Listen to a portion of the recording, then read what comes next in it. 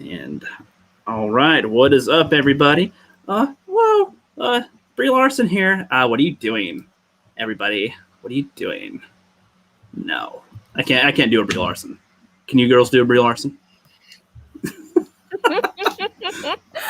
I can't. I've tried doing a Brie Larson. I just don't have the knack to to capture her personality, as it were.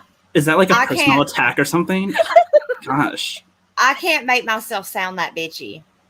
There's nothing I can do to make myself sound like I'm constipated and angry at the world. Oh yes. Are you girls wondering why I have one Brie Larson in my hand? No, I picture that you're going to do horrible things to it, like run it over with a car. That, or there might be particular tomatoes that might be in the future a bit. Just might pop in the future. So why not have their goddess Brie Larson join in the party, right? That makes sense. They gotta have somebody to worship, so there's a little thingy there. And the good thing about that is you probably got it on clearance, so I doubt you had to pay very much money for that. Yeah, it wasn't a hole in my pocket, that's for sure. Yeah, I'm sure there wasn't. I saw Brie Larson stuff at my Walmart, and it was marked down to where like you could get it for like $2, $3. Oh wow! It's like, wow. What was crazy though? So that was cheap, but Rose Tika was like $8. Really? She's gone up. I don't know. It's at Fred Meyer, and I was like, or like a Kroger. It was like $8. I'm like, this is. I was gonna get one as a joke for a thing, but I don't pay $8 for that. It's a little. I wanted the dollar bin that Ethan says they got, or all that happens. But to be fair, that's not the worst looking Brie Larson figure I've ever seen. I've seen much worse. Yeah, I've seen the more manly ones too. Yeah, very true. But this one comes with like detachable head, so I can put a different head on there if I wanted. So of course, could just be a headless Brie if we wanted to. But yeah, the reason why I brought that up at all is because got this little remember those little tomato plants I had in my backyard? Mm-hmm. Yeah, that survived. So for people that don't know, I'm releasing a video on it, and because this little plant is getting too heavy, it's tumbling down a little bit because they're so heavy now. Like I used to, did all these tomato videos, stop motion, and at the end of them, I destroy all the tomatoes and the seeds. I just sweep them off the patio and, do Roundup over the year to keep no weeds out, whatever. The soil is hard. It don't matter. Somehow, these tomato plants have come back. The tomatoes have risen, and they're going to get revenge on me at some point, I think here. There's some of them are red and ready to go, and look how huge they are. They're over half. They're like up to my chest, I think, on one of them. Good looking plant. That is a good looking plant. Look at that. I put no effort into growing it. They grew on their own. They're resilient little guys. Oh my gosh, and they're right there by the patio too. They're like literally connected to the concrete. That's what's weird about it. It's not a spot to plant them. Those were where I swept the remains from when I would squish them in the videos. I would be squished, and I just sweep what I can't scoop up off to the side, and there they grow. They came back. I wasn't going to make any more tomato things, but that happened. And so they're there. And so I bought a Captain Marvel Brie thing that will be in a video at some point. I'll be dang. I know you were saying that, it was just getting really expensive to buy the tomatoes. And at no point did I think, well, you should just plant some. And then neither did I. But I'll be damned. That works well. Yep. Yeah, I don't know how long they'll still grow, but they're looking good. My aunt came by this week while I've been on vacation, and she has been trying to grow her own tomatoes and doing all this work and effort, and some of them die and blah, blah, blah. And she looks at mine, and it's like, I didn't put one effort into trying it. My mom waters them on occasion, but not even try that hard. They put some sticks up to keep them up a bit from falling over. And that's the effort. That's it. Other than that, they did it on their own. And no animals taking them or anything. Nice. Insane. Well, on the upside, we now get a new tomato video. So, nice. I'm excited. A homegrown tomato video. Exactly. That's even better. Well, they're not going to be anytime soon. That stuff does take a long time to put together. So, maybe next spring or something, I'll have the tomato video ready. But Yay! the wheels are kicking now for it. Nice. for sure. But real quick, we got some people in the chat. What's up? Angelus Draven. What's up, dude? Good to see you. Good to see you. Rogue Disney. What's up? And that's a picture. I can't tell who that is in the avatar. At first I thought that was Kim Possible and then Ariel, but then I see a beard and I have no idea who that is. I have no clue on that one. Yeah, I don't either. I don't know. We got Petey Boy in the house. He says, "Get that plank-faced happy." Get that play. They said happy. Get that plank-faced harpy off my screen. Yes. Say that 3 times fast. I'm wondering why you haven't looked at her feet. Well, I mean, nobody wants to do that. She's got boots on. I don't know. I can't take them off. The lady. All right. She does have funky feet, though, right? That's what I've heard. I've never actually gone and checked. Yeah. I haven't either, but I remember hearing That's the legend. Yeah. I haven't turned that stone yet. Not quite yet. What's up, Agenta Outlaw says, good afternoon, evening. Good as well. What's up? Yeah, blame EVS. Yep, exactly. Yep, they hide the smell when you grow your own weed. So I'm told. Oh, okay. Peter, didn't nobody tell you that? You know that from experience. Don't lie. Mm-hmm. That's funny. Yeesh, Bree's feet are all jacked up. I suppose we haven't checked ourselves, so we don't know. He says, "Sorry, it's myself and Salacious Crumb. My drawing skill is only okay." Oh no, you're good. Just from here, I saw it at a distance first, and I'm like, "Oh, it's Kim Possible, orange hair or something." And I look closer, and I'm like, "No, who's that?" They see the beard, and I'm just like, I don't know. I assumed it was because your name was Rogue Disney. I thought it was a Disney character or something. That's where my mind went. Then we got Adam Driver Tim Possible in the house. What's up, dude? Hi. This dude is awesome as heck. We're gonna do a Dragon Ball Z stream probably one of these days. He's been doing a whole bunch of TikTok stuff, kicking butt on there. Yay. What's up, dude? But anyway, what's going on, Purple Valkyrie? What's up? Not much, to be honest. It's pretty much business as usual, just kind of ticking over at the moment. Oh, yes, very good. It's evening for you, so you got the evening drinks. I'm trying to think of what British people do in the evening. No. I was like, you're not going to have coffee. You're not going to have coffee in the evening, probably not. So. Tea and crumpets. Oh, that sounds good. Right? But no, I'm being very boring tonight. I've just got a glass of ice water. Okay, all right. It's all right. I always got my handy dandy 2-liter Pepsi. So, do you drink out of the bottle like a man? Yeah. Yeah. Okay. The only time I don't is a new thing that I did during summer. On the hot days, I'll put the whole 2-liter, unopened. I'll put that in the freezer for about a half an hour, and I'll take it out. And it's all super cold. It's a little chunky in there, so I'll pour that into a glass. And instead of having ice that dilutes it, it's already just cold Pepsi. It's like super cold. Nice. Yes. Very good. And how are you doing, Mandy? I'm good. My kids are sick. I'm catching their cold. I'm in the middle of fulfillment on Pirate Queen, and I'm in the middle of the promotion for Jack the Ripper Vampire Hunter. So I don't really need to be sick right now, but I may not be on camera because I look like ass and I feel a little bit like ass, but I will not be held down by these viruses. I am stronger than the disease. I'm going to put it behind me and continue moving forward. Atta girl. And congratulations both to you and to Pete. That's incredible. Thank you so much. So well. Thank you so much, Love Bug.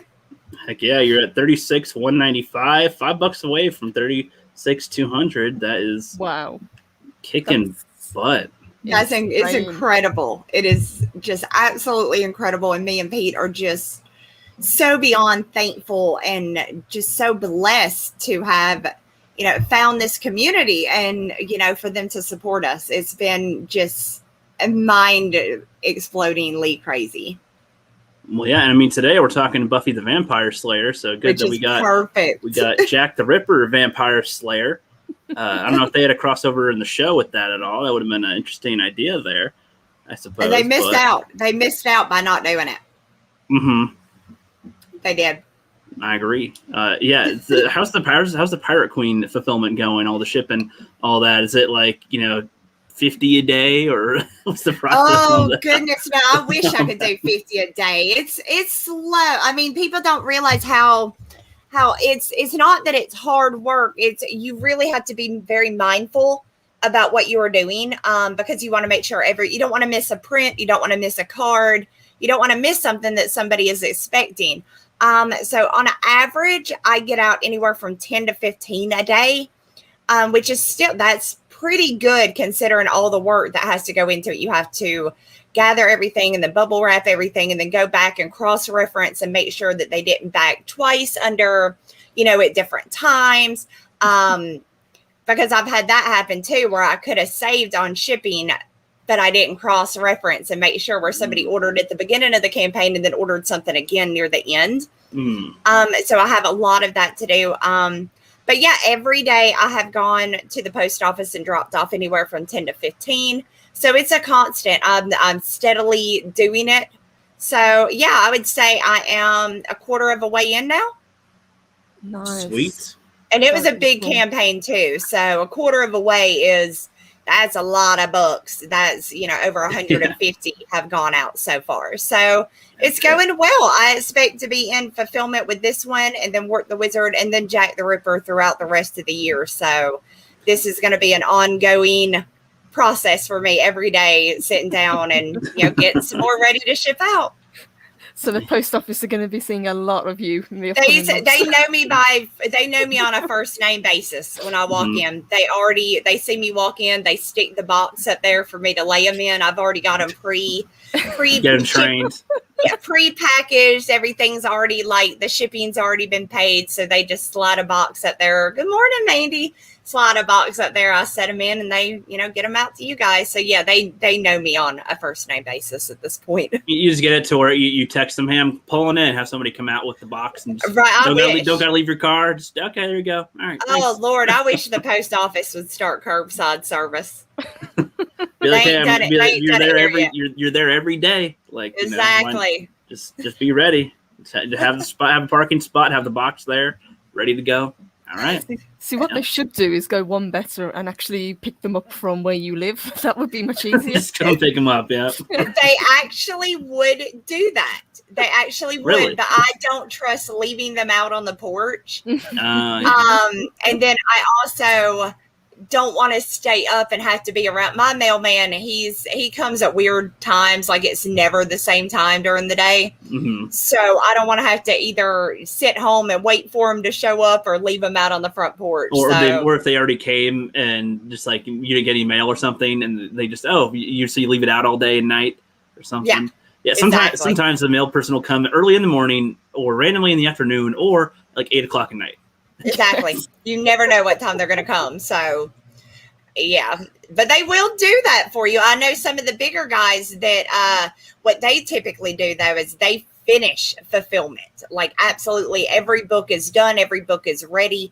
Then they let the mailman come out and start, pick them all up from their house.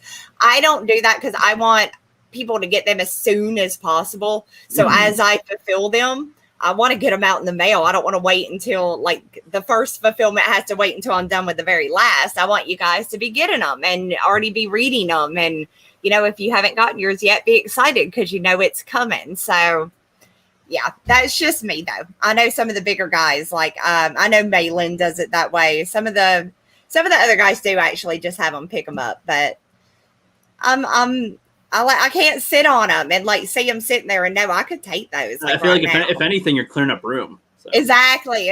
Plus, I am fulfilling out of my house, so anytime I get another box out, it's perfect because my kitchen there are boxes on every countertop in my kitchen right now. So, if you have animals and children, I assume it's just easier to get more of the stuff out as soon as possible. It is. And he sneezed and he wrong thing. Oh yes. Hey Dave. That is good. Yep, Dave Biggity Bob's in the house. What's up? All right. We got some of the intro-y stuff going now. The Rookster has been the rookie critic for a long time for a reason, because he ain't seen films. That probably should have for a long time. And I am now finally actually committing time out of my schedule to watch movies. And I'm on vacation, so that's a lot easier too. And I watched a couple already, But the one I watched watched this last week and was waiting until I can chit chat with you because you suggested it, Mandy, is Buffy the Vampire Slayer. Yes, amazing movie. Yeah, 1993 or 92. I had a few different results on the year there. Purple, have you seen it? I have. I haven't seen it for a long time, but I remember how kind of different it was to when the TV series came out. Yeah, it is very different, but it's funny. It did get me in the mood to check out the show again. It's been, I think when it was on, I probably saw glimpses here and there of the show, but not too often. I think Angel was on more often when I was watching back in the day, and so I was like, I wasn't as familiar with the Buffy show, and I'm like, so is this supposed to be continuity? Because she's already a Slayer. The more information they give, I'm like, no, there's no way this is supposed to be the same. But like, if it is, the only reference they go is like, they burned down the old school or whatever. It's like, okay, that makes sense. If that's the continuity you want to go with, there was a vampire incident and school got burned down. That's why we're over here now. Yep, makes enough sense to me. Why not? But yeah, so the film is obviously Buffy. This would you call her a Valley Girl or what type of? I would say Valley Girl. Yeah, Valley Girl, cheerleader. Yeah, it's that kind of. Yeah, she's from California, so yeah, I would say she's absolutely California Valley Girl. You can tell with her shopping, the fact that she is a cheerleader, the fact that she obviously has wealthy parents that go out of town for vacations, and she's able to have her boyfriend come and stay the night. And yeah, I would 100% say she's a Valley Girl. Yeah, when they talk in the Valley Girl language of what's the stitch and as if and all that stuff. So I was like, I haven't heard those words in forever. It's funny how they came and went for a little while, unless they're still there in California. I don't know currently. Could be. I have no idea. California is so messed up right now. Who knows what they're doing over there? Probably worse than what it was in the 90s. I would assume. Yeah, I'm gonna guess so. Yep. Yeah, so she's doing her normal day-to-day life of just whatever menial stuff, dates and shopping and getting ready for the dance and whatever stuff that would be there. And then I forget the exact incident because I watched it last week. But yeah, she either gets jumped first or she runs into the Watcher first. The guy finds her first. And then he takes her to the graveyard to show her that she is the chosen one. She's the one that's supposed to defeat Lothos. Mm-hmm. Lothos. Played by Donald Sutherland. That's right. And his lackey, Pee Wee Herman. This had a really weird cast. It was a really weird cast, wasn't it? I'm pretty sure Rook was in here as well at some point. I think so. Yeah, I think so. Yeah, very, very bizarre setup for the thing, but it's funny. I think she runs into him at the mall or something. She's shopping, and then dude with the trench coat comes in and staring at her, and they're like, "Oh, okay, weird." And then I think she's doing gymnastics or something. Or she's tumbling, practicing her cheer practice. Flips and stuff. Yeah. Yeah, and then he's just chilling there for a little while, it seemed, and then she finally notices him. Oh, am I in trouble? Just like, okay, that's not the question you should be asking when some dude in a trench coat in the gym while you're alone is chatting with you, but all right. Yeah, especially when he's sitting there saying, you have to go to the graveyard with me. And it's like, no, I don't think I do. She's like, I don't want to. It's like a very naive response, but okay. Yeah, I'm not going to the graveyard with some creepy old man. I'm just, no. But then he convinces her. The way that she kind of puts it in the thing is like, well, I'm going to go hang out with my friends or something. And he's like, no, you're going to come to the graveyard instead. Yeah. Okay. And then he goes to the graveyard and he's like, yeah, I forget. He like leaks in the story as it goes, it seems. And yeah, he's like, you're the chosen one. And, I'm surprised she didn't do any Star Wars references for that or something, or Harry Potter even. Like, there's a lot of stuff out by then, or at least the books. But then again, she's Valley Girl, so. Right, and he's looking for the mole that she's supposed to have, and she's like, oh, that hairy old mole, I got that removed. Where her mark, she had her mark removed. So yeah, she is definitely, and he says it multiple times in the movie, you are the hardest Slayer I have ever had to work with. You were absolutely the most difficult. So Yeah, he was not. I don't think he was expecting to show up and get a Valley Girl. No. And it took him so long to find her that, like, she should have been training for years. And she had gotten no training to do it. So luckily she was a cheerleader and she was in gymnastics. And you see throughout the movie, she uses a lot of that to defeat the vampires. Yeah, because that's her training. It's a very Power Ranger-esque approach. At least, Kimberly, she's gymnastics and whatever. You go, oh, she has power now. So, okay, yeah, you can kind of utilize that in the skills and whatnot there. And then, yeah, so dude comes out of the grave and ends up killing him with the little stake. I thought it was a little funny. Like, they have him try to fight the thing for a few seconds. And when they have, I think it's like, okay, so you're going to tackle this old man. We don't have a stunt man, so don't hurt him. So just go, and just roll around a little. It looks like you're struggling a bit, and that's your fight. And then she'll come in and kick his butt. And it's like, okay. And it's just like, okay, man, this poor old man. It's like Alec Guinness, against Vader. It's just like exactly. It's like you're a who that's supposed to train who? Okay. But yeah, the first question that some people might ask is like, well, why bother training the chosen one people to fight the vampires when anybody could technically kill one if they have the right equipment and everything, which in the show they especially go into that kind of stuff. But in the movie they do a little bit too, because Luke Perry's character actually does help kill a few of them even. So when you see him near like mid-movie, he's literally carrying a bag with stakes in it as well. Because, you're right, anybody can do it. But I think the point is Lothos. That's the main one. And she was the one that had to defeat him. Mm-hmm. Well, yeah, that was like the predestined sort of thing, wasn't it? Yeah, that they had to kill, one of them had to kill the other. Well, I think it's specifically like the ones who become the Slayer get like super strength, basically, because they show that when she's in the locker room again or something, and she's like, I don't even want to fight. I can't fight really. Then she punches him for the first time she's ever punched anybody. He gets knocked back like a few feet with the whole bench being scooted and everything. And he's like, that was your first punch. Okay, nice. Yeah. And they show, I think she like flipped somebody or something. It's like, yeah, so she's the Slayer and she has super strength. So yeah, the guy that grabbed her butt and she did totally flipped him onto his ass for it. She's like, yeah, don't touch me. Mm-hmm. It's like, all right, never mind. I'm pretty sure it was her boyfriend too, which makes it even funnier. Because it was her boyfriend's friend, I think. It was the friend, okay. Because she's always flaunty around them both, but like in the beginning, she goes to kiss him in the car, and she goes over the guy sitting in the car, and he's like, "Hey, I don't mind to ask, but can I get a piece of that?" Yeah, can I borrow her? Yeah, can I borrow your girl, man? Just like, okay. So that was funny. And yeah, so she has super strength is basically why she's supposed to be able to, because vampires have superhuman strength, so she can kind of match it. I think is supposed to be the counter. Seems like it. Mm-hmm. She's definitely, I mean, if you look at her airheaded friends, she's definitely the one I would have wanted to fight off the vampires in that group, as opposed to, the friends. Yes. They're all kind of vacuous, aren't they?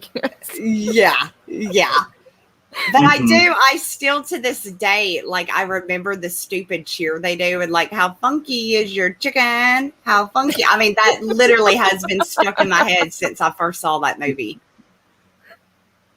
Yeah, it's very weird cheers for a high school. It was very weird. Very weird. I don't remember our cheerleaders having that much singing to do while they did it. Usually music played and they do weird moves. They do their whole routine, usually to music, but there's usually no singing.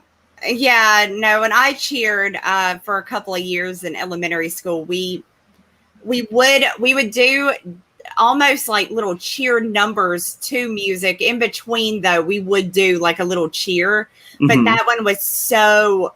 I mean, I was actually in cheerleading when that movie came out. I'm pretty sure the first time I saw it was in the theater with my cheerleading squad. Really? A little field trip thing. And wait. So in elementary school, let's go see Buffy Slay Vampires. Okay, yes. Children. It's a cheerleading movie. Okay. What? Yeah, they didn't coddle us quite as much as they do the modern kids. Like I was an '80s kid, and we certainly weren't like I was taken to the theater to see Bloodsport. I was taken to the theater to see Kickboxer. So Terminator 2, yeah, we weren't coddled quite as much. We were a generation of Darwin's theory, don't do nothing stupid and you may not die. I mean, that was literally, you went out in the morning and you didn't come home till the street lights came on. So yeah, I think those kind of movies are good to show it too. Hey, you see that dummy walking in the woods by himself on the campsite? Don't do that. Yeah, don't do that. Yeah. Hey, how he died? You see these teenagers having sex out here in the woods at Camp Crystal Lake? Don't do that. That's a bad idea. Yeah, you're the first target when they do that. Oh, yes. But yeah, and then the movie is such a weird premise, but I love it too. It's just like, hey, so yeah, it's a good way to have the character change as well. Start her as a bimbo, basically, and then have her progress into a character and have her friends be similar to her. And then by the end, she's able to see them as they are. And it's like, man, y'all suck. Yeah. You're like, it's the prom dance thing or whatever. This is our last one, except for the next 5 that we'll have. And yeah, except for the formal and the winter formal, and then the they just go on this, and then prom, and then it was ridiculous. I do have to say though, if you look at the time frame of that movie and then you look what came after, Buffy spawned an entire generation of the movies like that. Because if you look at Chrissy Swanson and Buffy, right? Yeah. Now compare that to a couple years later where Clueless came out. Oh, and they are all, they are so, it's totally different, situations, but the character, you could have just as easily taken Alicia Silverstone and her character, Cher, and moved it over to Buffy and it would have worked. A lot of indie movies spawned where Valley Girls kind of, it sparked the Valley Girl phenomenon during that time frame. That was before Power Rangers as well. Kimberly was a Valley Girl, basically. Mm-hmm. The Pink Ranger, she basically was. Yeah, it spawned. That was 1990. That was 1993 or 94, so around the same time. Yeah, it spawned a lot of. It really put the Valley Girl character on the map for they can be more than just prissy going shopping, that they can do more than that. And it was a big thing back in the night. I think every girl who lived through the 90s probably at one point were doing the, oh my God, whatever, and as if, and wearing the fashion. Oh my gosh, the Valley Girl fashion was just the best during that time frame.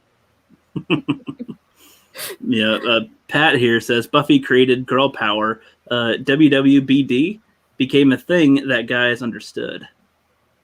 WWBD. I don't know if I've heard that.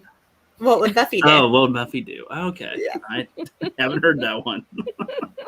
Yeah, it became a whole, so many girls followed in that footstep of becoming into fashion. And like I said, I cannot get over how I wish the short skirts and the halter tops and stuff would come back, because that was amazing. And the big clogs, and give it time, it will. It will. I think we're on the 80s again right now. So wait till the 2030s or something. We'll get to the 90s. We'll get their day. Yay. Because we had the best fashion in the 90s. We did. I think part of the thing was, especially with the Watcher, Merrick, I think was his name on there. He was basically just it was frustrating for him because he's like, you have all this potential, I assume regardless of the power of the Slayer that they have there. And, you're just not doing it. You're focusing on all this dumb stuff. You can still be yourself as you are and do what you want, but you got to have a couple other priorities and you could be great. And so I think that hopefully that stuck with the Valley Girls too. That followed, that weren't just we're in it for the clothes and the shopping and that's it still, right? No, you got to have the character part too. A little bit. Insert little character, and then you could pull it off pretty much. Yeah, I think she really messed up by not wanting to give up herself to fully like delve into becoming the Slayer, to the point that that is how they found out who she was. She went to that basketball game to cheer, even though Merrick told her, you don't need to be doing that. And she doesn't. And then that's how they all find out. And her training ends up ending sooner than it should have, because Merrick was killed due to all of that.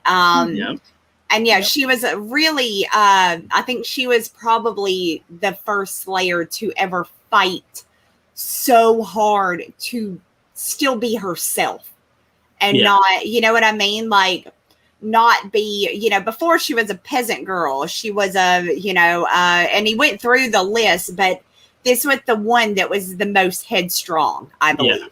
Yeah, I think part of the point was that she went most off the rails with it, like the rest. I mean, I think that's part of the point. In a way, that's kind of the same with like Luke and other people in it, is that, sometimes being trained like in a specific way is beneficial, especially to have the knowledge for it. But, you won't win every battle by doing the same thing, especially if you're losing a lot with the training. Maybe changing the tactics up a little bit would help you. So like her not wanting to fully commit to the ways of the Slayer and trying to be herself is probably part of what, had her win in that scenario, I would say. Partly that as well. It's because she was happy as she was before she ever found out that she was a Slayer. So that's where the fight came from. She didn't really want to change because she liked her life. Yeah, her life was amazing. She had good friends. She was popular. Her parents had money. She was living the dream teenager lifestyle.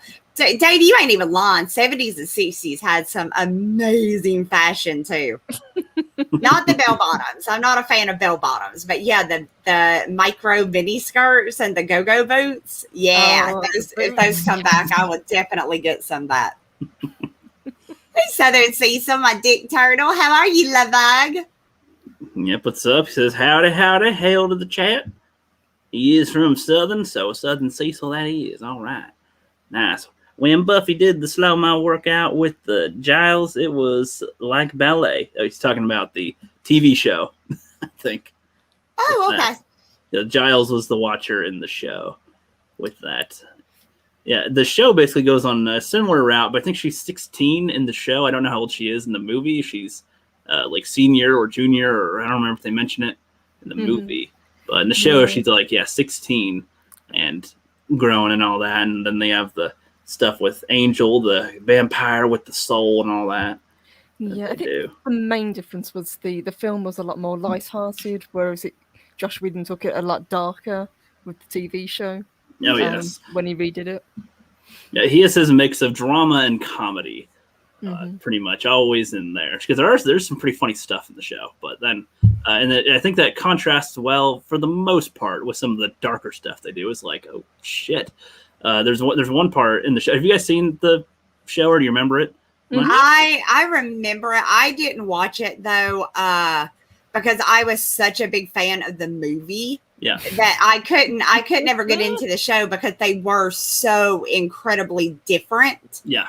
So I never got into the show, but of course I knew of it. It was who you would have had to have lived under a rock to have not known about, the show Buffy.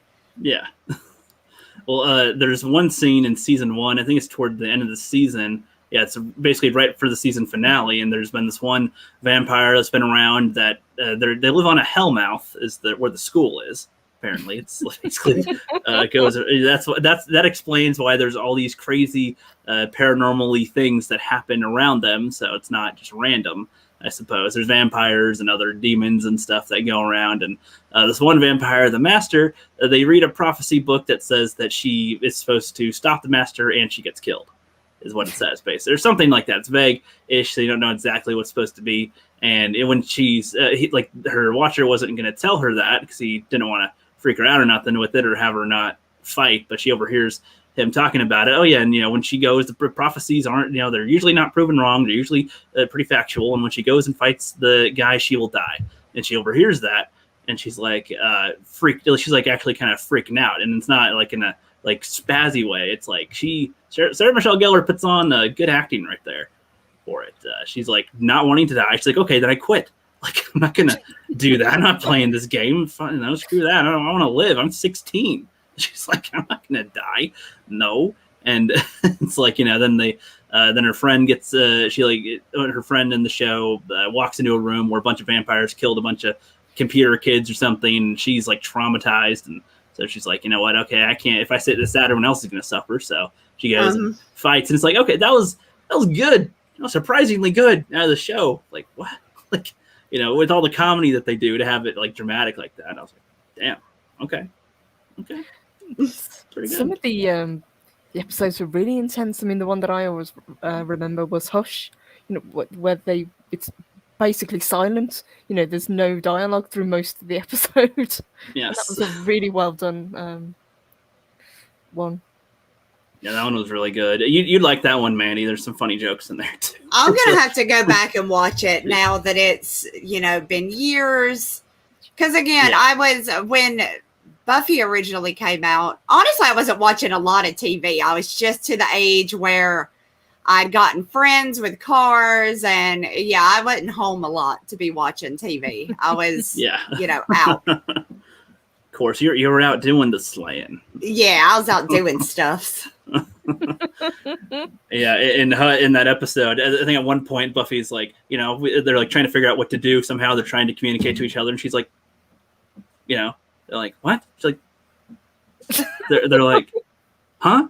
They're all, you're implying what she's saying. She's meaning like stab them, She was going like this or something with it off her chest. Looks like she's rubbing one out. They're like, what?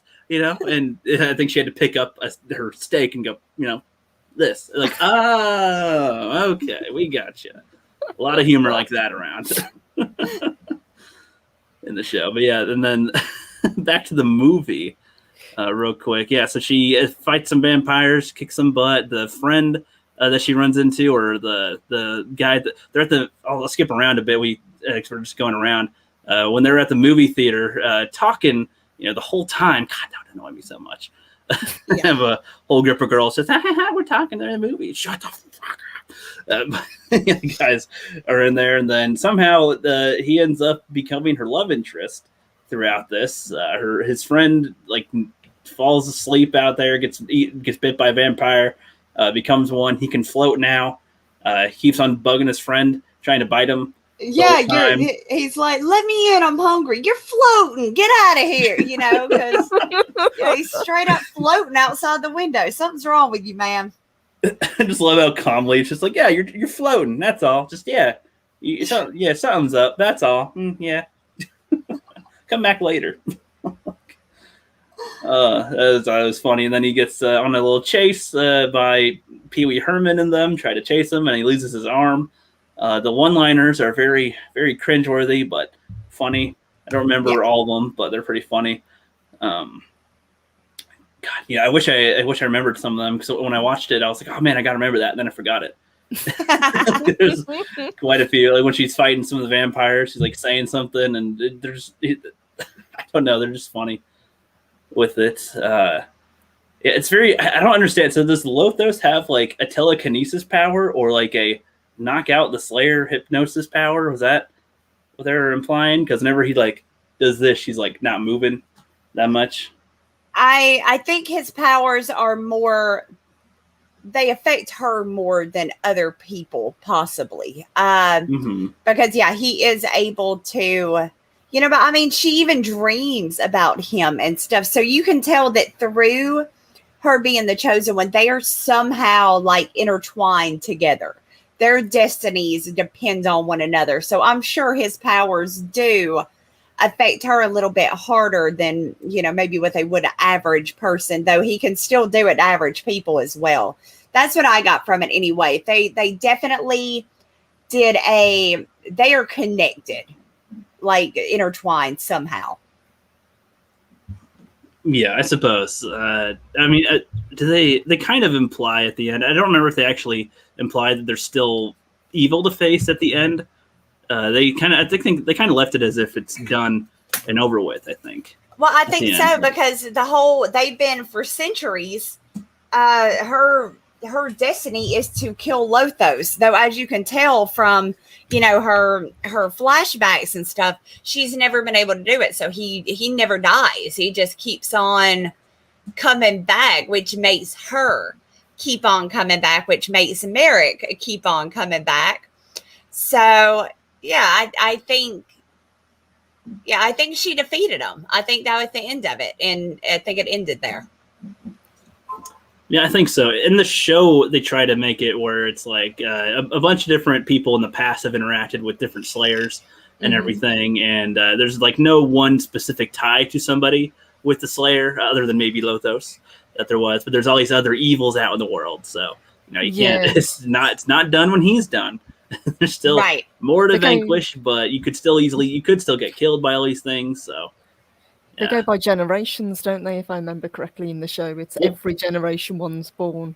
Well, actually, I don't know, because at one point they do introduce another Slayer, but they say it's because that Buffy died for a minute and came back, and the thing is just when she dies, it doesn't matter how long or for whatever, another one's going to be born, and they imply with the other one, and they actually show this to contrast because they imply that the other girl somehow. This one's one part I actually find confusing with the show. That they said that she was trained from birth basically to be a Slayer, and so she, her whole life she has no social life really. She is, very covert. She very much listens and obeys her Watcher 100%. She is, I forget what country she's from specifically, but she ends up going to town to try to fight and help out because her Watcher told her to go over to Sunnydale. They got the Hellmouth thing and all that crap going on, and go help out. And she tries to attack Buffy at one point, and you see them interact for a little while for an episode or two. And they're very, very different with it because Buffy's got her full, I want to be in school. I want to have friends. Some of them know my identity as a Slayer and blah, blah, blah. And the other one is just fully strict by the book with the rules. She's a more efficient fighter technically, but she also doesn't utilize her emotions in a fight, which, Buffy gets angry or passionate or whatever. It helps her, beat the crap out of people and stuff. So they do show that contrast of if she was like this, she could have been like this, but then she, in a way, wouldn't be as human as she is. In a way, the other girl was a little less human with it because she's, so just hit first, don't talk later. Nobody can know who I am, all that. And so. Yeah, that is a vast difference. And Pat, they had to invite them in because they were seniors. That's why. Yes. Oh, yes, in the movie. They're like, hey, come on, let us in, guys. Oh, yeah, they're seniors. Oh, yeah, they're like, who invited them in? Or, no, they can't get in. They aren't invited. Oh, yeah, they are. We did. We invited them in. They're seniors. Yeah, they're seniors. Of course we invited them. Yeah. And I want to know about Southern Cecil fighting a vampire. He's talking a big vampire fight here in the chat. I'm very curious. Yes, I want the backstory on this. Very much so. Who started it? Were you chasing the vampire? And the vampire was like, "No, I don't want to eat you. No." Or I'm assuming by vampire he means a woman that was trying to, feast upon all of his money and emotions and happiness. The life-sucking vampire. Yes. Good one. Mom won't let me have boys in the house. What?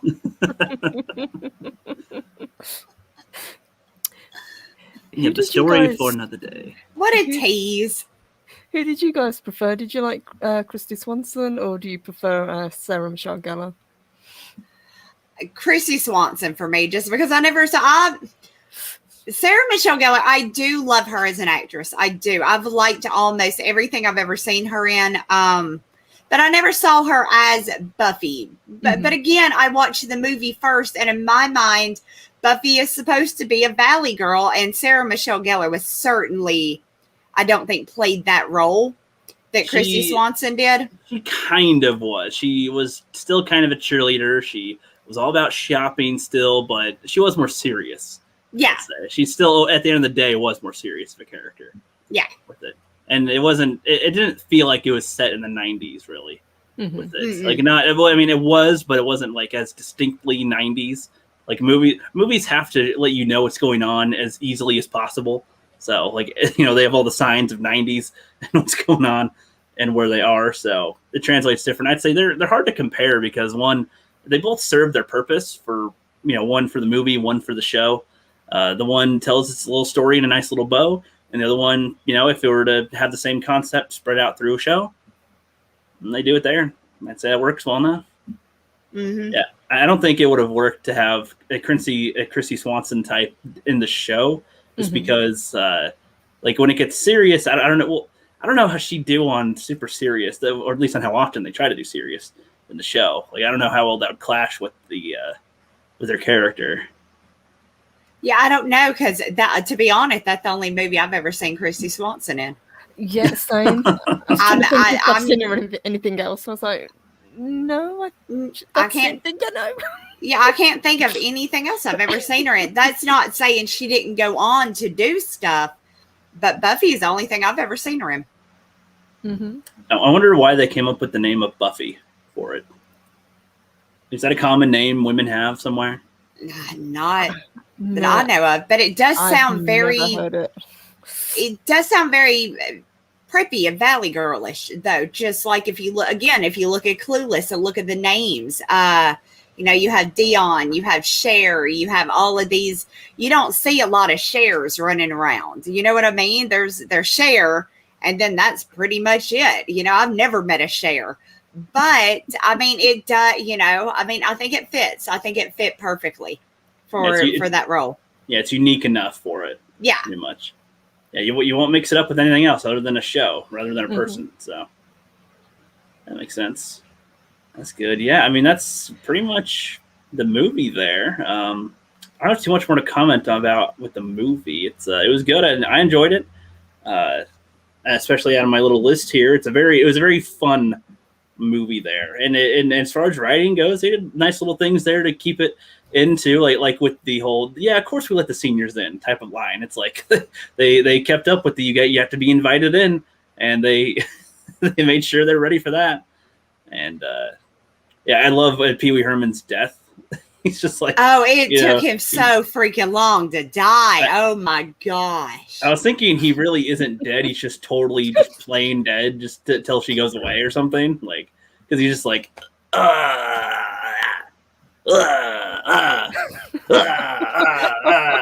he checks to see what she thinks. Okay, no. He kicks on the ground or something. It's so dumb, but it's funny. It's funny for it. I don't know that it holds up now, because when I rewatched it a couple months ago, I was literally like, just shut the fuck up and die, dude.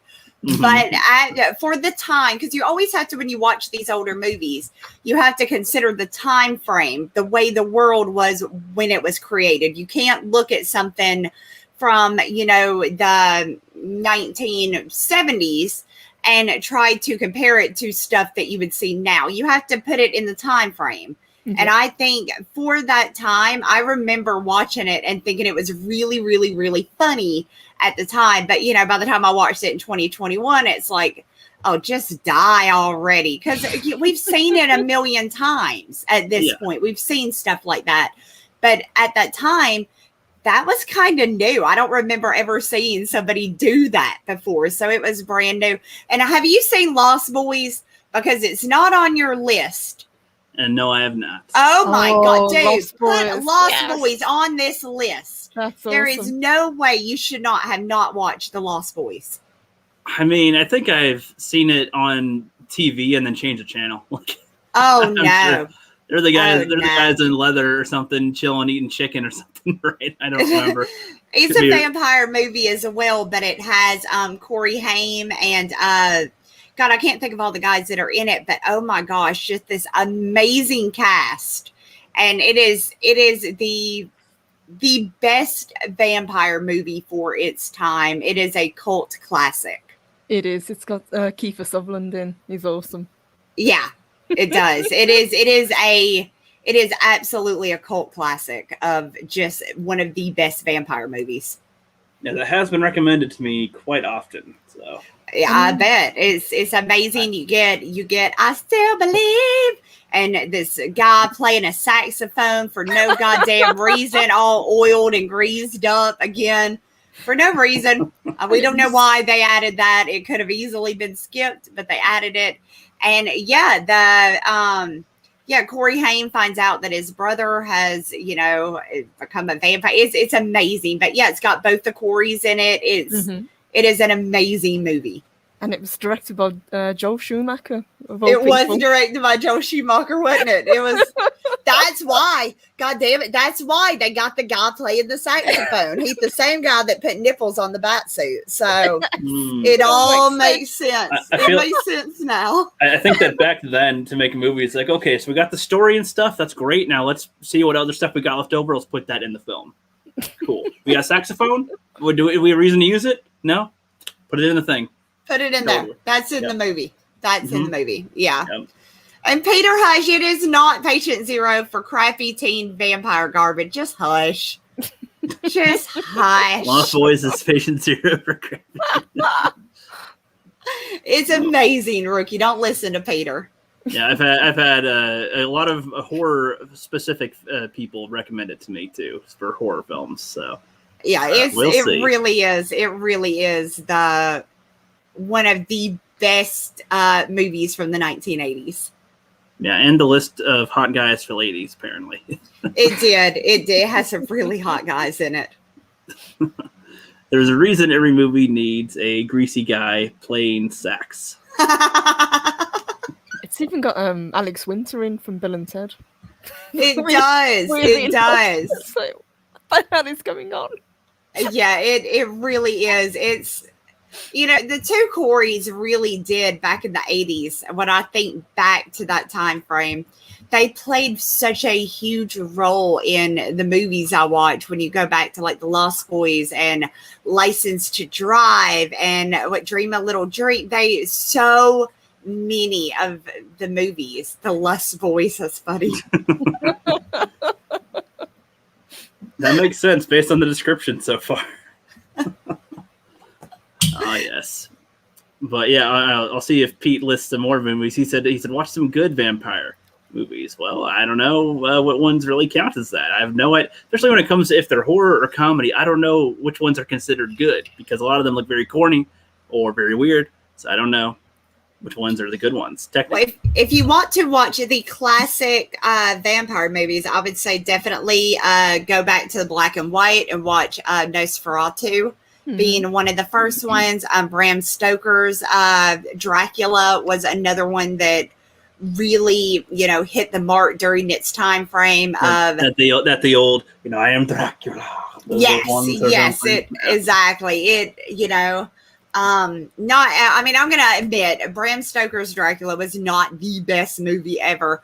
But I think if you are a fan of that genre, I think it's a have to. You have to watch Bram Stoker's Dracula at least once. And again, it's not the best movie in the world, but I think it really played a huge role in making vampires, what they are. Yeah, I think so. One of the stepping stones from back in the day. Leading the way. I would add the Hammer horror films as well with Christopher Lee as Dracula. Oh, absolutely. Absolutely. You say the Hammy horror films? The what? Hammer horror. Hammer. Hammer horror, yeah. Okay. I was thinking John Hamm. Like that. Yeah, Peter's given us a nice list.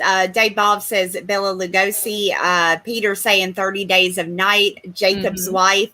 Nosferatu. Hammer horror. Dracula. Universal Dracula.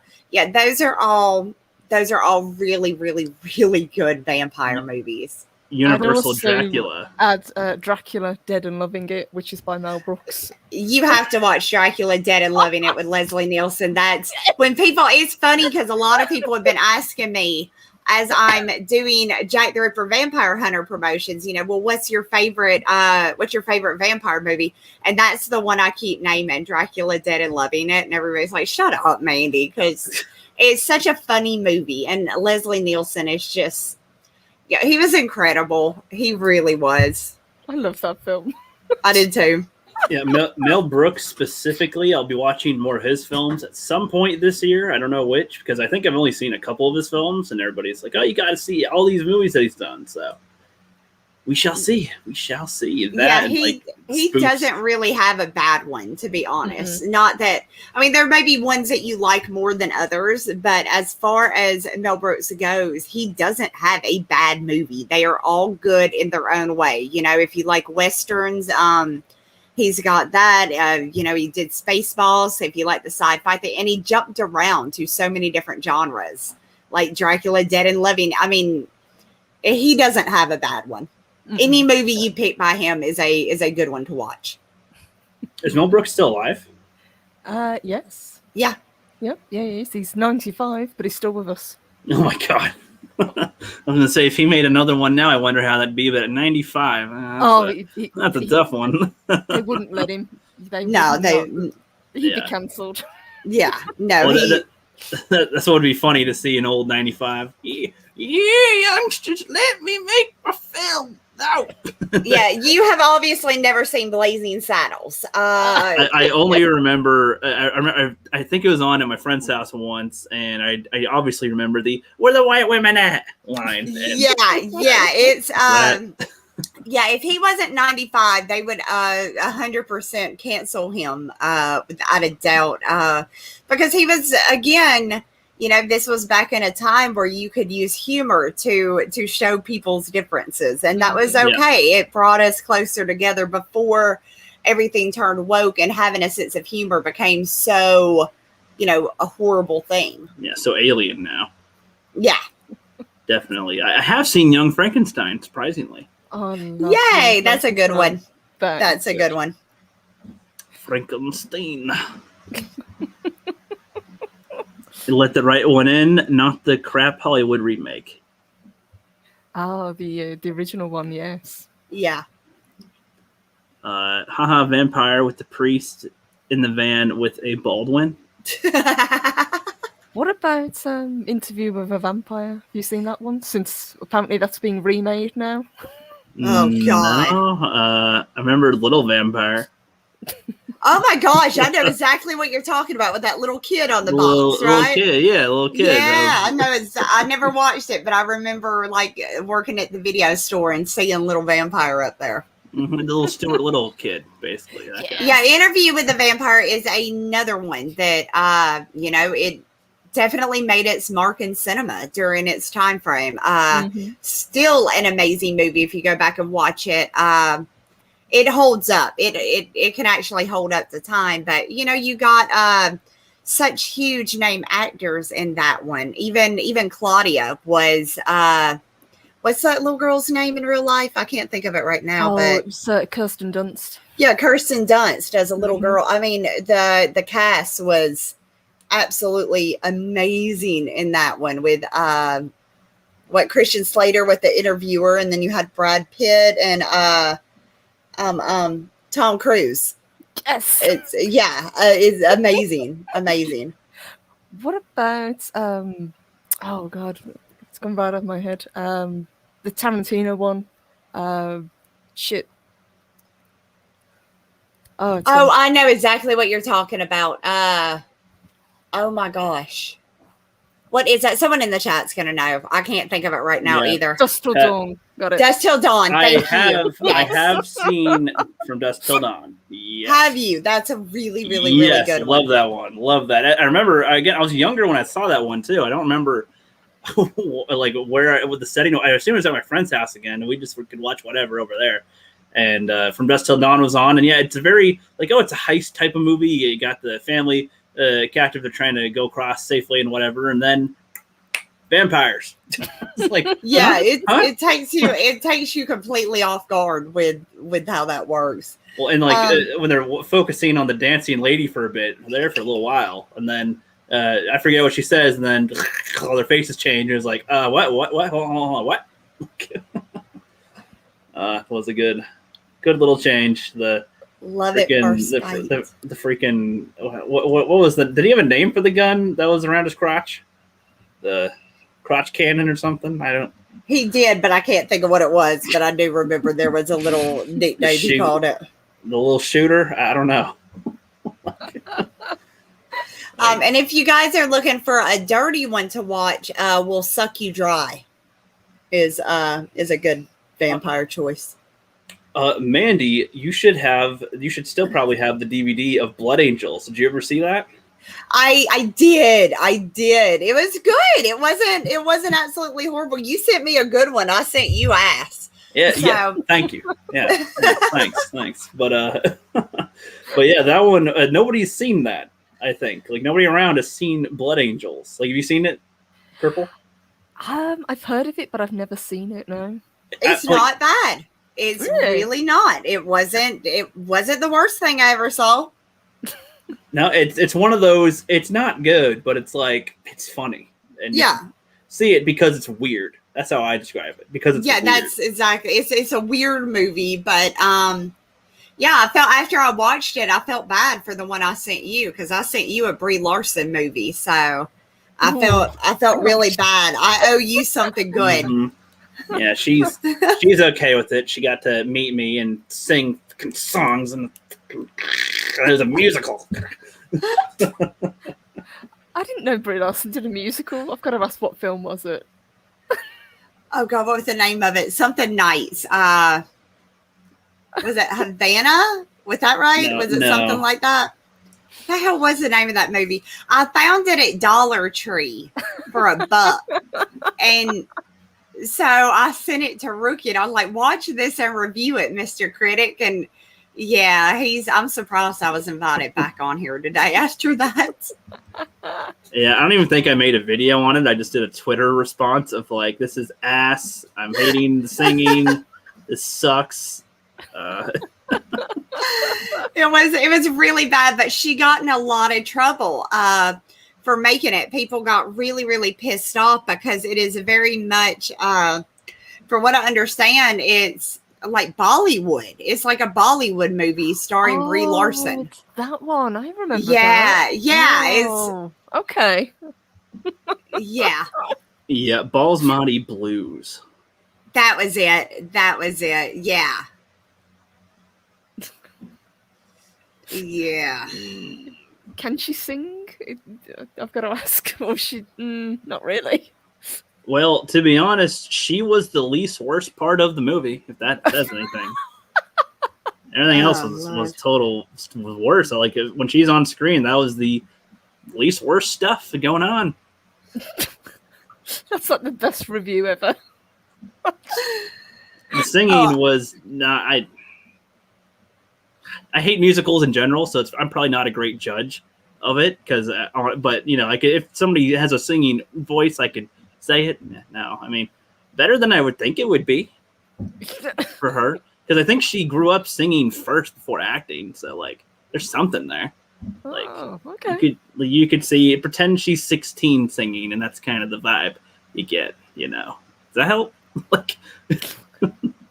Yeah, I imagine it was absolutely horrendous. I think I bought it for I think I was just doing a funny stream where I bought a bunch of crap with Peter Gilmore, where we had bought a bunch of crap from Dollar Store. Yeah, yes. And he went to Poundland and got stuff, and we were just kind of doing like showing it, and Rookie just happened to pop into my chat as I pulled that out, and I'm like, I'm gonna send this to you and you can review it. And yeah, you drew a little mustache on her. I did. I drew funny. A mustache on all the pictures of her on the box for I sent it to him.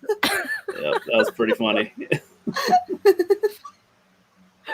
Oh yes, yeah. You should do that again. The Dollar Store one's pretty funny. We need to. We haven't done it in a while. We got to the point where they weren't restocking.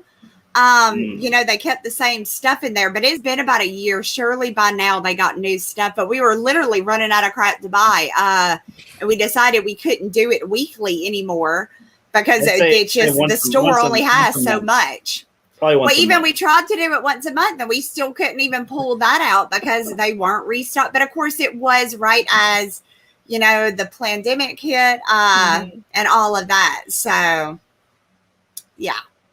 That may have had a big effect on their, you know, stocking the shelves. So, but that would be funny for a different segment to pick out a couple of $1 films and send them to a few people, a couple of YouTubers. It's like, hey, that's your gift. You're welcome. And review it. You got to review whatever I send you. So, Yeah, review it for me and pick tell out me a if it was good, because I'm such a nice person. I'm going to send y'all these winners. Yeah. Pick out the worst ones you can find. Oh, well, Then believe me, at Dollar send them Tree, out. you ain't getting Oscar winners at Dollar Tree. No. They don't even have a shelf, man. They just thrown on the bottom, like piled up. You got to like literally get down on your hands and knees and dig through this stack You of gotta movies. rummage And through them. Yeah. yeah, you got to rummage through them. They're not.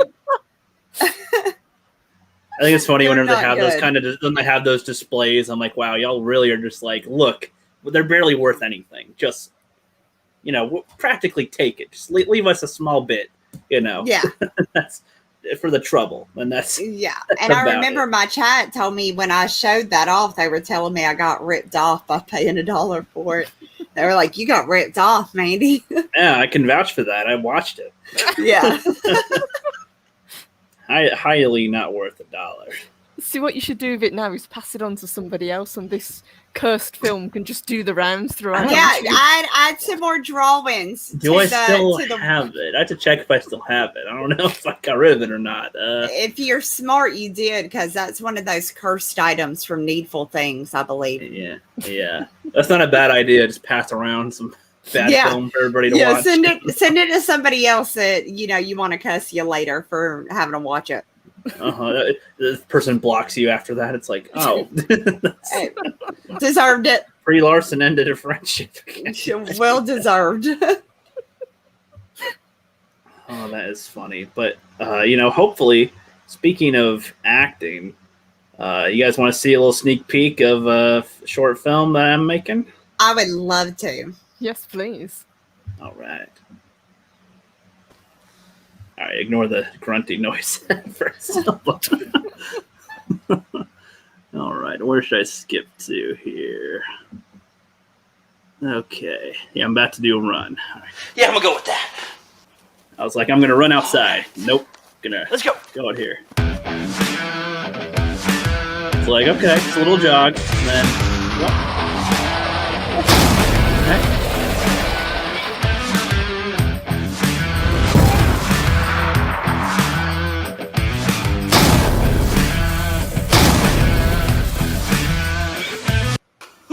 Save some jokes. Which one should I eat?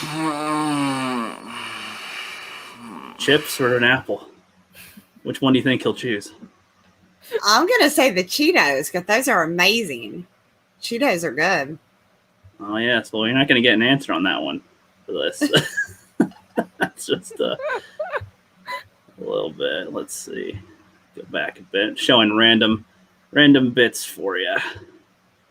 Okay, so yeah. Just finish up a workout. All right.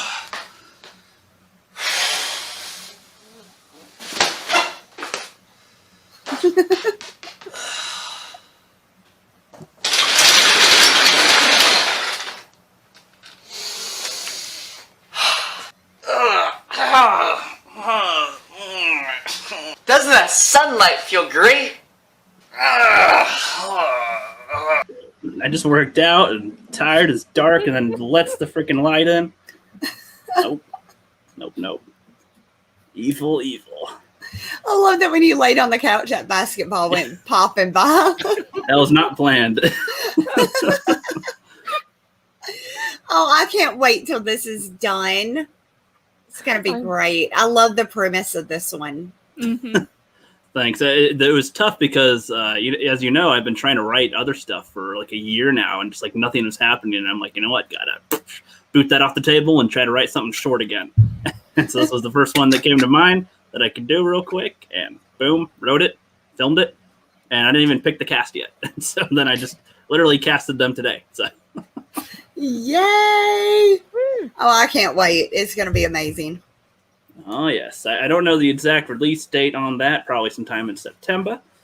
But hell yeah, the Rookie Critic is back to making some films. I'm watching films. And yeah, I'm making my way now. Nice. Yay! Finally starting to. Oh, yes.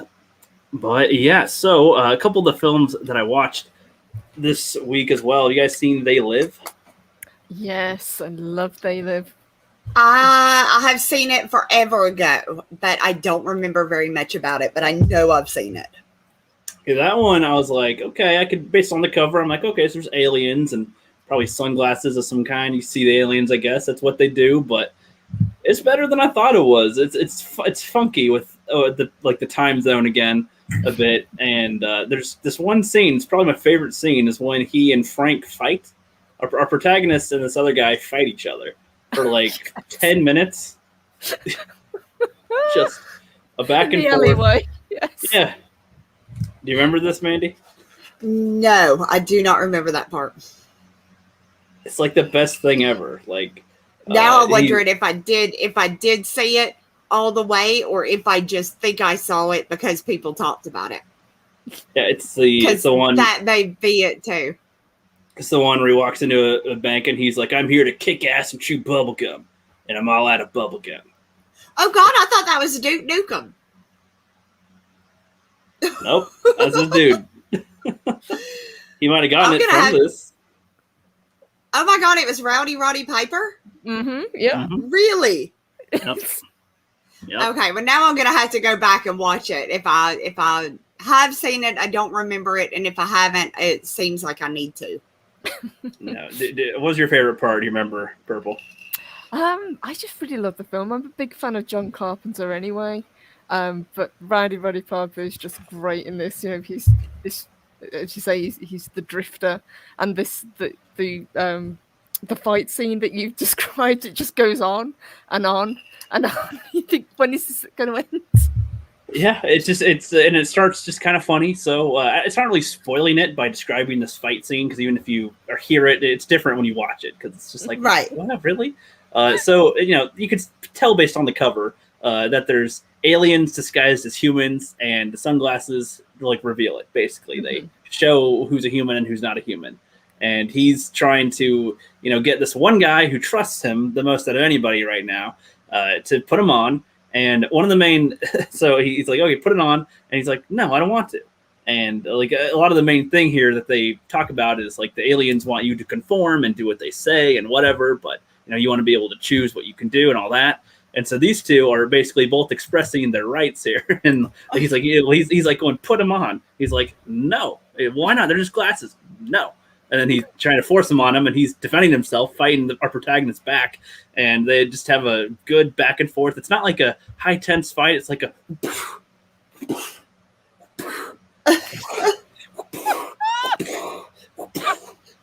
just back and forth for a while. And then, I think the fight shows a lot about their character each, because of how they are, because neither of them are giving up. Which is something interesting. Like they're both. It's like, okay, the fight's done. Nope. Okay, you're not done. Okay, you're still going. And yep. Okay, you're finished. Okay, shoot. And our protagonist does a little more dirty moves, or like sneaky stuff. Like he tries to tries to do a crotch shot, and the guy's like, oh, what the hell, man? And then he like headbutts him, and he's like, oh shit. And he didn't see that coming. But then when the other guy, Frank, gets the upper hand on our protagonist, and he, could basically, I would say, finish him off. Like he's got him, or he could start pounding away. He chooses to just not, and he just walks away. But then our protagonist comes and tackles him from behind like a whole bunch. Like every time he's trying to leave, he just comes back for more. It's like, oh my God, this fight's like, these two will not give up. I think Frank, his friend, is more honorable in terms of fighting, but they both will do what they can to win here. So. I'm going to have to watch that. Hey, I'll be right back. I'm going to go get me a refill real quick. Sure. Okay. Sounds good. Yeah, it's like, and then the guy, smacks the bat against his car and he laughs. He just starts laughing. He's like, then Frank's all pissed. It's like, what is this? It is a great film. I really love it, I've got to admit. And I really love the look of the aliens as well. Yeah, they're very of that era, like the Martians or something. Mm-hmm. Like you'd think the Martians would look like. Pretty much. And I do like how whenever he puts the glasses on, it's always black and white. I think that's a good way to show it. From when I streamed with Fanscene talking about it, he was saying that was John Carpenter's homage to the 50s, basically. Mm-hmm. Like they'd have that type of aesthetic in black and white and aliens and stuff. So it's like that. And yeah, it's a good little film there. Freaking loved it. have you seen Falling Down? I haven't seen Falling Down. No, what's that one? That Doesn't ring a one. bell. That one is the type of one that really rings for the people that have had a pissed off day and they just are a little tired of things, they're fed up with stuff, and they just kind of explode. And so in other films, they show this type of character by literally showing them go to their office job and they're bored and their wife's nagging at them and people get spill ketchup on their shirt or something, and my day just can't get any worse. And this one starts where he's like in traffic under a bridge on a really hot day, just like bumper to bumper with everybody. And it's just insane. And there's like a fly going around. His car's not working properly. Everybody is loud around him. And you can tell that we're at the point at the very beginning of the whole movie that he's at the last straw here. Like this is the I'm about to explode point. And so he just gets out of the car and he starts walking. Like, where are you going? It's like, I'm going home. And he's like, okay. And he's got his briefcase, and you think it's going to be just like, he's just a normal looking white guy, kind of. He's got glasses, a white shirt and ties. You think he's got an office job, or they say he works for like the missile program or something. And he just goes to his store. He's going to buy a drink, but he's also trying to call his ex-wife. It's his kid's birthday. He's got a restraining order, though, because he does have a temper tantrum. He tends to have those. And so she's like, no, you're a little dangerous to have around my kid. No, thank you. And he's like determined to see the kid. And he keeps on calling her on payphones. And he just gets pissed off at the guy at the register. And he's like, he's like, wait, you Korean guy? Do you have any idea how much our country's given to you guys? No, how much? I don't know, but it seems like a lot. I don't know. Then he starts wrecking the store because he is getting charged like 75 cents for a Coke, or 83 cents or something. I forget the amount for a Coke. And he's like, I won't have enough to make a phone call. He's like getting pissed off because he's like, we're price reducing to, whatever time period where it's less for a Coke. And just at the end of it, he like wrecks the place a bit, but then he pays for his soda and leaves. Sorry, I'm back. You're back. Have you seen Falling Down, Mandy? I have seen Falling Down. It is one of my favorite movies. I watched it with my parents when I was really little. And this guy he is absolutely fed up with everything. Yep. I was just describing it to Purple because she has not seen it. Mm-mm. And it's just describing the first two scenes, basically, where he starts out at the last straw, where, in other movies, they'd walk around to get him to the point where he's at the last straw. No, this one just opens with him having the worst day. And we can all immediately relate. It's a hot ass day. You're bumper to bumper traffic. You're under a hot bridge. There's everybody around you is annoying and your car's not working properly. And it's like, okay, no, just gonna go home. I think my favorite part of that is when he goes in to order a hamburger. Yes. And he pulls the guy and says, did this look like that in the picture? Yeah. And I mean, because how many times have you went to McDonald's or Burger King and ordered a hamburger, and then you look at what they handed you and you're like, this ain't even freaking close. This ain't even in the same ballpark as their picture. It was a really, really good movie. I haven't seen it in years though, but I do remember really, really liking that movie. And then he met the guy that was even more crazy than he was, and almost I don't know. Do you remember the guy who had all the guns and all So the way when I was watching it after we had a discussion about it, and we're talking, he's basically pointing out how the movie shows that everybody is an asshole. Not everybody as in just everyone, but it starts out the Korean guy can be a dick, the gang guys can be a dick, even the white guys can be a dick in different ways. There's the ones at the burger place that are just like, hey, here's your food, whatever. And it's just like, do you not care about what you're serving to people? And then you go to the crazier guy at the gun store. That's just, hey, you gays, get out of my store, blah, blah, blah. It's just okay. And he's, takes him to the back, and he's got super just white supremacist memorabilia around everywhere. And he's like, you and me are the same. I heard about you. You're that guy that's walking around doing all this crazy stuff. We're the same. And the guy's just like, No, No, I'm we're an not. American. I'm an American. You're crazy. Like, Yeah. no. No, it really was a good movie for the time frame. I haven't seen it in years, so I don't know if it holds. His crew cut, I did love that crew cut. Oh, it holds. It holds. Kirsty Swanson, baby. Oof. Oh yeah, we already talked about Buffy, buddy. Wait, Kirsty Swanson. Wait, that's a different. Yeah, person. that's Buffy.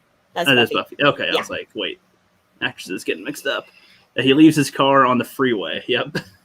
And it's a good film too, like as far as writing goes, because like I thought, oh, you just forget about the car, whatever. It's just gonna be at the end of the story. Nope, that comes back into play with the police officer guy trying to do it. It's his last day. He's gonna retire, and I feel like the whole time they know it's like they're telling us it's its last day, so they know we know. Oh, something's happening with you because it's your last day, of course. Like that's what's gonna happen. And I forget the actor who plays him. He's in a lot of stuff, but he does really good, and it's just a great little movie. And my favorite bit was when he's walking through the park and the guy's asking, and he's like, I haven't eaten in weeks. It's like holding food as he's saying that, and oh, whatever, come on, man. He's just basically asking him for something, like, hey, you have stuff, clearly give me something, because I'm asking you and I want something. And he's like, you know what? I don't need my briefcase anymore. All right, you can have it. And at this point, you're thinking there's money and all this stuff in there. Nope, it's just his lunch. I'm gonna have to check this film out. It's very good. At one point, he gets that baseball bat that he carries around with him like an insane person. Yeah, it was really, really good. And the more you get to the end, he is kind of crazy like when he gets closer to his family. But it's like, still until you get to the family part, you can pretty much relate. Right. Yeah, he did have a gift for his daughter in the briefcase. Yep. Yeah, that's what was in there. Well, yeah, that's why he messes up the gun guy, because he smashes it. Yeah. He's like, look at all this gay shit, and blood and destroys it. And it's like, ooh, probably shouldn't have did that, buddy. Probably shouldn't have did that. Yeah, that's what that was. It was like a unicorn, I think, like unicorn snow globe thingy. Snow globe, yeah. Yep. So that was one of the ones. Definitely a good movie, Purple. You should definitely check it out one night when you ain't got nothing else to do. It's worth my list. Thank you. It's worth a watch. Worth a watch. Yep. Definitely. And then so neither of you seen Pig, right? Mm-mm. I have not seen Pig. I want to see it. We were talking about that a bit before. Yeah, it's Nicolas Cage. The only thing I'll say is don't expect a John Wick type of movie. Okay. Because a lot of people, if you read the synopsis or you saw the trailer probably, like a lot of people go into it thinking it's going to be like a vengeance, and Nicolas Cage is going to fuck everyone up. And it's like, it's not exactly that, but it's very like, for Nicolas Cage, you're like, are you sure that's Nicolas Cage? Like, because he's like acting really well and he's not the same crazy, but you feel like he's going to pop at any moment. Like, if you're shake up a soda or something and it's like, the fizz is about to pop, but you're not going to open the thing. It's like, if you were to open it, it's going to pop. But until then, it's like all this fizz buildup and it doesn't really release. So it's like, what? That definitely sounds like Nicolas Cage. It like, does. You're wanting him to do his crazy, I never misfiled anything or something, just like to yell. No. But he's like, but it's close. And that's all we need. Nicolas Cage drove me absolutely crazy in one movie he did, the one where Con Air. He had the most offensive Southern accent I have ever heard. Put the bunny back in the box. It was so bad. It was so bad. That's actually what I thought of, because I'm like, when I'm watching this, because I'm like, you're so different. Cage, you're the put the bunny in the box, and then over here he's like, I want my pig. But it's so different. It's like, okay, you get the same vibe, but very different results there. I still have to watch Mandy. I haven't had a chance to sit down and watch it yet, but and it's messed up because I've already pre-ordered the Funko Pops they're doing for it. But it's because it says Mandy on it. It says Mandy on it. So how do you not? Yeah. So, but I really do need to watch that movie because everybody always asks me, "Have you seen Mandy?" And I'm like, "No." They're like, "How have you not seen that?" And I'm like, "Well, because usually if they give it my name, it's going to be a disappointment." It's like we finally got. A superhero named Mandy, and it's not Starfire is what I get with that name. They added a Mandy to Peppa Pig, and it's Mandy Mouse, and it's it's the one in a wheelchair. Yes, and she was like, "Oh my gosh, I swear." They just don't get it yet. Nope. But now they have Nicolas Cage to be Mandy or something. I don't know. Exactly. I'm gonna have to watch it though. I'm gonna have to watch that. Hell yeah. I have a real soft spot for Nick Cage, I've got to admit. I know he's done a lot of really bad films, but there's just something about him I just like watching. He has, but he has done some really, like during a certain time, he was doing a lot of weird indie movies, like 8mm. That movie still creeps me the hell out. And good film. That was a really good movie. Yeah. The Saw Mandy was good. It was. So is Amanda by Boston. It's not bad either. City of Angels. That was the City of Angels made me cry so freaking much. And then they put the Goo Goo Dolls Iris on that soundtrack, and it's like, oh, my heart, I can't. No, that movie made when he like all the oranges are rolling across the road, and that broke my heart. I watched it once and then I cried and then I didn't watch it again. But it is a really good movie. Oh yeah, I've only seen maybe a quarter of his films. I gotta see the rest. It's great. Yeah, he's an amazing actor. He really is. After you see Pig, you'll go, and he can do this too. Wow. Yeah, I'm gonna have to check. I'm gonna have to check that out. I haven't seen National Treasure either. Or was it Day at that? Which one was he? Was he in National Treasure or Night at the Museum? He was in the National Treasure. Mm-hmm. Okay. Yeah, I haven't seen that one either, but I heard it was good. Got to steal the Declaration of Independence, and then in the sequel, I've got to kidnap the President of the United States of America. Oh Lord. Well, that'll probably be put on the back burner. Yeah, those ones aren't as great. I'd recommend Pig first, honestly. And Pig is short; it's only like an hour and a half. So that's pretty good. And Kick-Ass as well. If you haven't seen Kick-Ass, he was good. Oh, Kick-Ass was so good. Hell yeah. We could, we just list movies all day with these, but we'll be wrapping up here in just a sec.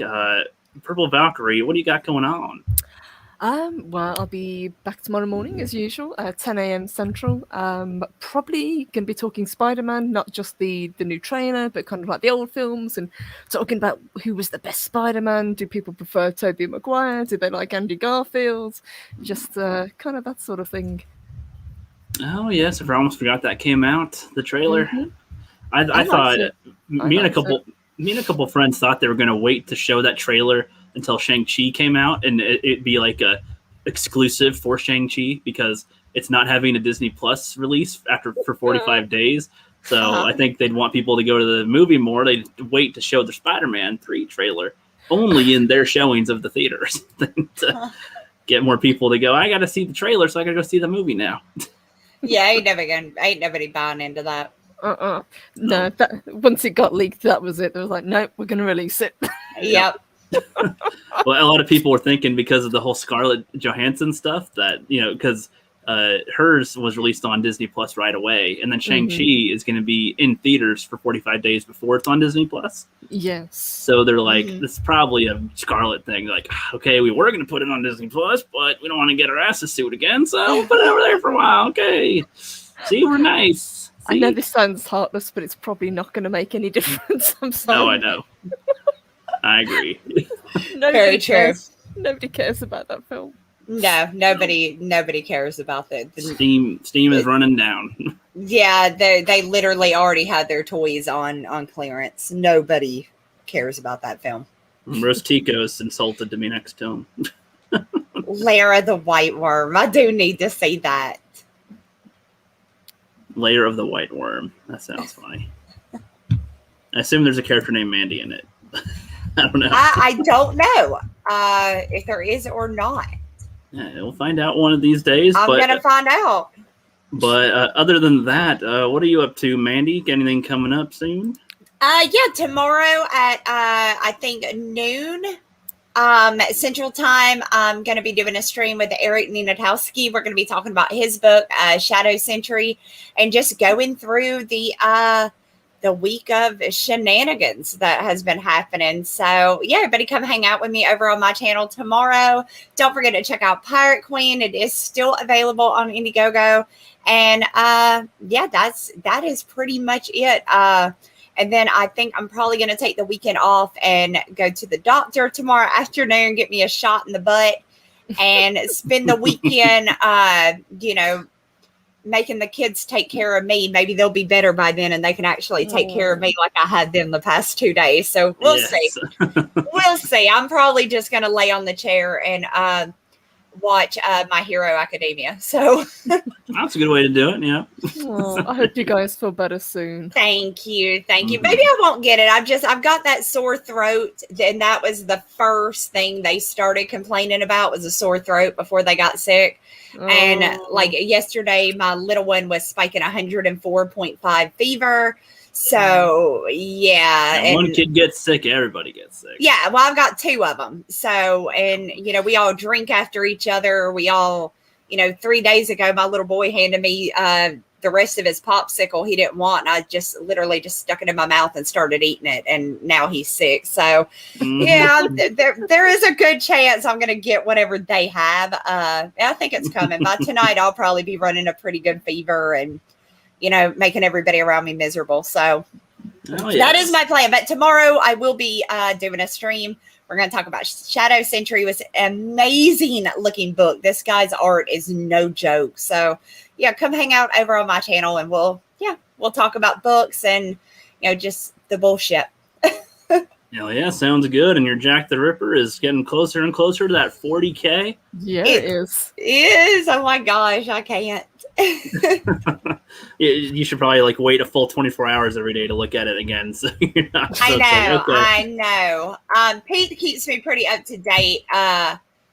Or I keep him up to date, depending on who. Between both of us, we almost always know when we've, somebody else is back there, because we're both, like I said, we're just so freaking excited about this and just floored by all the support we're getting for, the book we created. So it's really awesome.